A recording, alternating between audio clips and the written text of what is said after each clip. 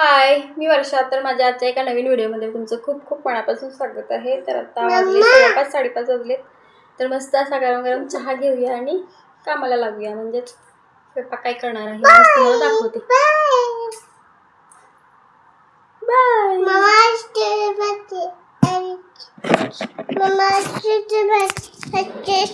अशी कलू अशी कलायच्या नाही नाही काय देऊ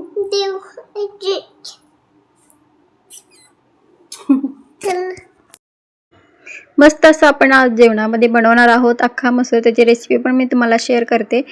आणि त्यासाठी मी कुकरला भाताबरोबर मसूर शिजवायला लावला होता.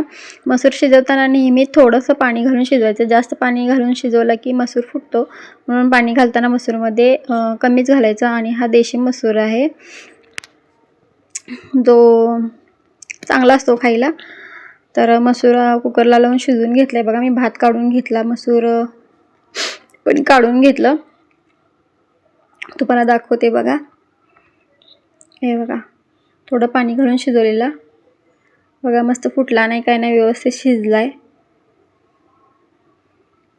म्हणजे देशी मसूर खायला चांगला असतो. त्यासाठी मी इथं कांदा, कोथिंबीर, टोमॅटो कट करून घेतलं होतं. आलं लसूण पेस्ट थोडीशी कुटून घेतलं होतं, आलं लसूण. आणि आता आपण फोडणी देऊन घेऊया. सिंपल पद्धतीने करायचं. जास्त मसाला वगैरे न घालता केल्यानंतर त्याचा जो फ्लेवर असतो, जे मसूर म्हणा कशाचा म्हणा, तो जास्त येतो. म्हणून मी जास्त मसाला घालून पण हे छान होतं अख्खा मसूर. पण आज बिन मसाल्यात केलं ते पण खूप छान झालं होतं. तर त्यासाठी पहिल्यांदा मी कढईमध्ये कढई गरम झाल्यानंतर तेल घातलं. तेल आता बघा गरम झालं आहे. तर त्याच्यामध्ये थोडीशी मी थोडंसं जिरं घालणार. जिरं बघा तडतडले. इथं बघा कॅमेरा मी सेट करायला, तुम्हाला दिसते का नाही मला समजे ना. तर इथं बघा जिरं तडतडले. त्यानंतर इथं आलं लसूण कुटून घेतलं होतं मी, ते घातलं. तुमच्याकडे तयार पेस्ट असेल, माझी पेस्ट संपली होती म्हणून कुटून घेतलेलं मी आलं लसूण घातलं. त्यानंतर मीडियम साईजचे 2 कांदे कट करून घेतले होते इथं मी. तर ते 2 कांदे सगळे मी घातले फोडणीमध्ये आणि ते छान असं परतून घ्यायची. कांदा परताना जास्त गोल्डन वगैरे करायचं नाही आहे मसूर करताना. तर अख्खा मसूर करताना फक्त कांदा मऊ पडला पाहिजे इतपत आपण कांदा परतून घ्यायचा. त्याच्यामध्ये थोडी फोडणीमध्ये कोथिंबीर पण टाकते मी नेहमी कोणतं पण काय पण करताना, म्हणजे त्याचा फ्लेवर आणखीन छान होते. बघा इथं कांदा होण्यासाठी थोडंसं मी मीठ टाकले. आत्ता थोडंसं टाकलं आहे आणि नंतर मी थोडंसं टाकणार, म्हणजे टेस्टनुसार टाकेन. तर बघा इकडे कांदा छान असा मऊ झालेला आहे. तर त्यानंतर मी त्याच्यामध्ये टमॅटो टाकते. मीठ टाकल्यामुळे टमॅटो आणि कांदा पटकन मऊ होतो. तर टमॅटो पण टाकला बघा, पटकन मऊ होऊन जाईल तो पण. तर छान असं दोन्ही मी परतून घेतलं तेलामध्ये.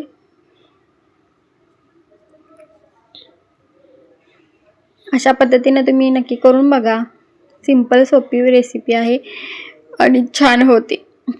मी मसाला घालून पण एकदा तुम्हाला दाखवेन मी. त्यानंतर मी टाकलं होतं हळद थोडी, आणि माझ्याकडं थोडासा चिकन मसाला राहिला तर थोडासा, तर तो मी म्हटलं कशाला पुडीत ठेवायचा म्हणून मी टाकला. नाही तर मी गरम मसाला टाकते. तुमच्याकडे गरम मसाला असेल तर गरम मसाला टाका.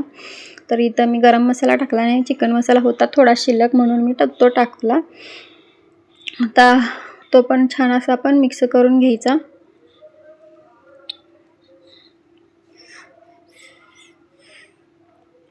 त्यानंतर त्याच्यामध्ये काश्मीरी लाल तिखट घातलं. म्हणजे पावडर फक्त कलरला असते, ही काय तिखट नसते. काश्मीरी यानं फक्त कलर येतो चांगला. आणि त्यानंतर आपल्या घरची चटणी, आणि इथे बघा घरची चटणी टाकली. आणि इथं बरोबर लाईट गेली होती आणि इथं चार्जिंगचा बल्ब होता म्हणून त्याचा उजेड जास्त नसतो. त्या उजेडमध्येच मी व्हिडिओ कंटिन्यू केला आहे. लाईट अचानकच गेली होती. तर इथे मी घरचं आपलं चटणी टाकली होती. त्यानंतर थोडीशी साखर टाकली होती, दिसत असेल तुम्हाला. तर सॉरी लाईट गेले त्यामुळे जास्त क्लिअर दिसेना झाले तुम्हाला, कारण की चार्जिंगचा बल्बाचा उजेड जास्त नसतो. पण त्यानंतर बघा इथं मसूर शिजवलेला, मी अख्खा मसूर शिजवलेला टाकते आणि छान असं सगळं मसाल्यामध्ये मिक्स करून घेऊया तो.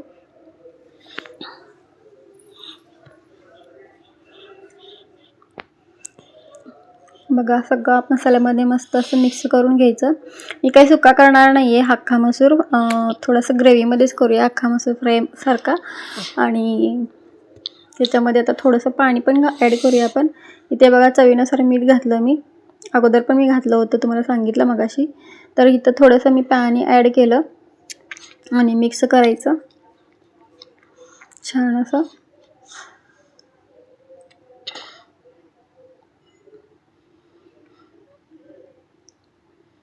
मिडियम गॅस ठेवला आहे, मिडियम गॅस होता, मी फास्ट केला कारण उकळी फुटल्यानंतर त्याच्यावर टोपण झाकण्यासाठी. म्हणजे प्लेट झाकली की कसं थोडंसं छान असं आणि जरा मसाला त्यात टाकलेला सगळा मिक्स होऊन शिजतो. तर इथं बघा लाईट आली आता आणि मी मिडियम आणि गॅस केला. उकळी फुटल्यानंतर त्याच्यावरती प्लेट झाकली आणि त्यानंतर 1-2-3 मिनटं ठेवलं. 2-3 मिनटांनी बघू शकताय तुम्ही मस्त असा कलर आलेला आहे, मस्त आपला अख्खा मसूर झाला आहे तयार. अशा पद्धतीने नक्की तयार करून बघा तुम्ही. हे तुम्ही भाकरीबरोबर, चपातीबरोबर, भाताबरोबर खाऊ शकता. खूप टेस्टी होतं आणि छान लागतं. अशा माझ्या पद्धतीने सिंपल अशा पद्धतीने एकदा करून बघा, नक्की तुम्हाला आवडेल. इथे बघा मी डिशमध्ये काढलं आहे, बघा कसं दिसते मस्त. तर आजची ही रेसिपी तुम्हाला आवडली असेल तर लाईक, शेअर आणि सबस्क्राईब करायला विसरू नका आणि चॅनलला सपोर्ट करा. बाय, धन्यवाद.